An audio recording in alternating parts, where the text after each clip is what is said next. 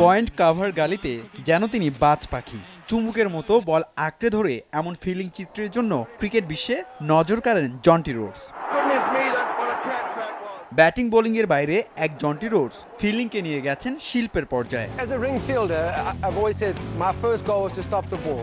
Catches were a bonus. আন্তর্জাতিক cricket canvas ছেড়েছেন 14 বছর হলো, কিন্তু 22 গজের সাথে প্রেম এখনো অটুট জন্টির। নিজ দেশ দক্ষিণ আফ্রিকা ছাড়াও ইংল্যান্ড, শ্রীলঙ্কা ও ভারতে দীক্ষা দিয়ে যাচ্ছেন ফিল্ডিং। বাংলাদেশের ক্রিকেটারদের ফিল্ডিংয়ের মান আরও সমৃদ্ধ করতে বিসিবি খুব করে চাইছে জন্টি রোডসের সার্ভিস। তবে আলোচনা প্রায় চূড়ান্ত পর্যায়ে থাকলেও ব্যস্ত জন্টিকে বেশি দিন পাবে না মাশরাফি মুশফিকরা। অবশ্য বেশি সময়ের জন্য আসতে পারবে না, হয়তো বা 2 সপ্তাহ 3 সপ্তাহের জন্য আসবে, শেয়ার করবে, আবার যাবে, আবার আসবে, এই টাইপ।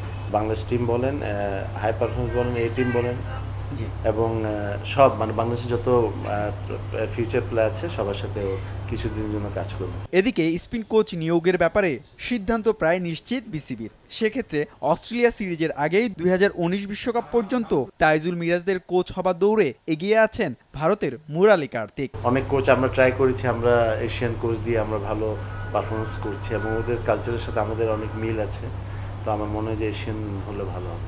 জুনে শেষ হচ্ছে নান্নু বাসারদের নির্বাচক কমিটির মেয়াদ।